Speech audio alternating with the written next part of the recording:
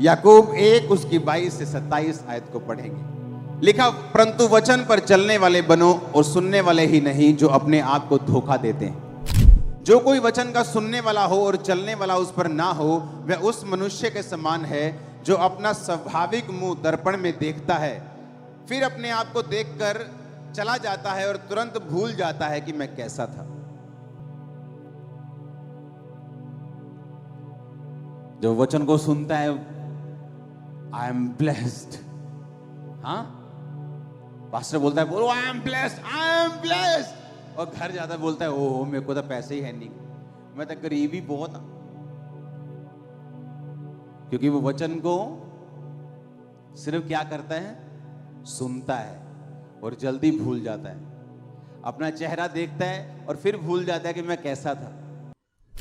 अगर तुम ये बिलीव करते हो कि तुम ब्लेस्ड हो, जब तुम्हारे पास खाना नहीं है तब भी तुम ब्लेस्ड हो, तुम अपने आप को ब्लेस्ड बोलते रहोगे और हेवन को वो ब्लेसिंग को रिलीज करना होगा तुम्हारी लाइफ के ऊपर।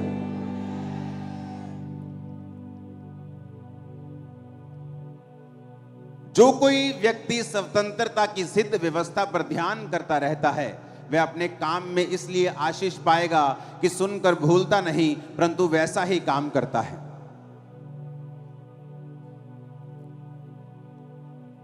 But whose looketh into the perfect law of liberty? कहता स्वतंत्रता की एक सिद्ध व्यवस्था है। क्या है? किसकी? फ्रीडम की, आजादी की। किससे आजादी? देश तो आजाद हो गया हमारा गोरों से, अब किससे आजादी? हाँ, शैतान से, उसके किंगडम से, उसकी बीमारियों से, उसके कलेशों से, उसके अटैक से, श्राप से, गंदगी से, दुष्ट आत्माओं से, जादू से, टोनों से, कमजोरियों से। परमेश्वर ने कहा उस आजादी की एक सिद्ध व्यवस्था है, परफेक्ट लॉ है। आप मेरी बात समझ रहे कि नहीं? कहता जो कोई स्वतंत्रता की सिद्ध व्यवस्था पर ध्यान करता रहता है।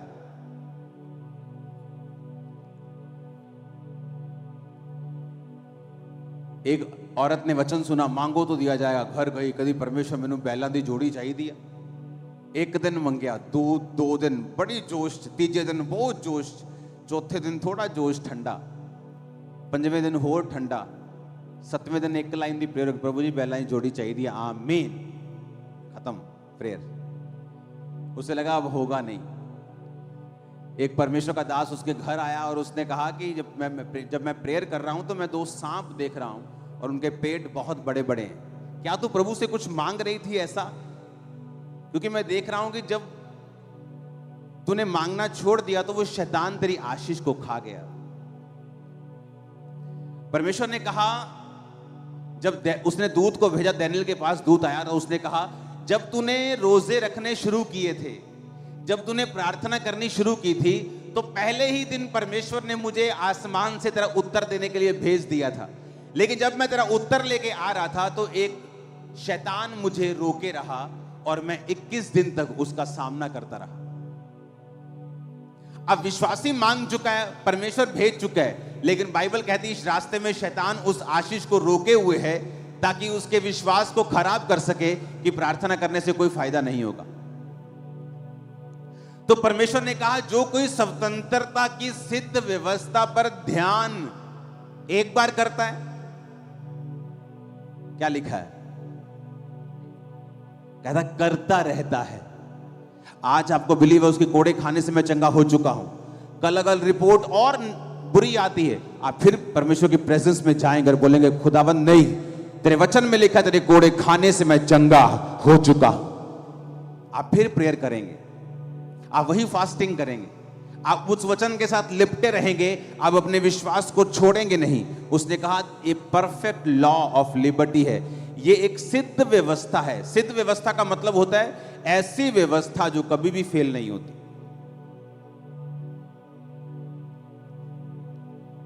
कितने समझ रहे हैं? कहता है ऐसी सिद्ध व्यवस्था है जो कभी फेल नहीं होती।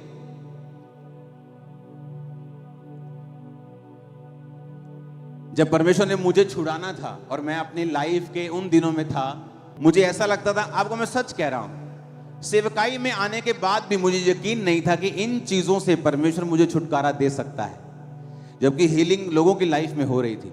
लेकिन मुझे ऐसा लगता कि ये चीजें बहुत बड़ी हैं, ये चीजों से मुश्किल है छूटना। ये तो डॉक्टर भी हाथ खड़े कर चुके हैं। और एक दिन पवित्र आत्मा ने मुझसे कहा कि रोज घंटों मेरी प्रेजेंस में बैठना है।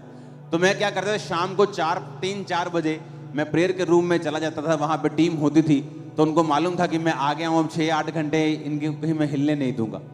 तो वहां बैठ के मैं लगातार प्रेयर करता था। और मैं आपको बता रहा हूं, मैं लोगों को, अपनी टीम को बताता था ये बात कि प्रार्थना करने वक्त भी मुझे ऐसा नहीं लगता था कि मैं फ्री हो सकता हूं, लेकिन मैं कॉन्टिन्यूस प्रेयर में रहा, क्योंकि उसने कहा ये परफेक्ट लॉ है लिबर्टी का, कि अगर तुम उस पर ध्यान देते रहोगे, अगर तुम अपनी बात छोड़ोगे नहीं, अपने विश्वास को छोड़ोगे नहीं, और वो करते रहोगे जो राइट है, तुम्हें रिजल्ट मिलेगा ही मिलेगा, क्योंकि ये व्यवस्था सिद्ध है।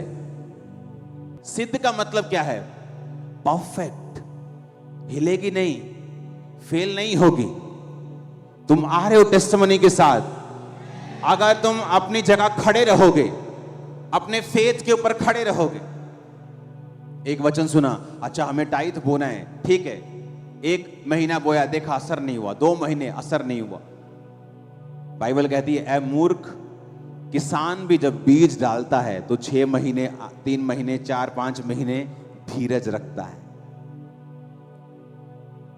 अगले महीने नहीं चला जाता, यार बीज पाया सी होले होया नहीं, चलो छोटो कोई और काम कर ली।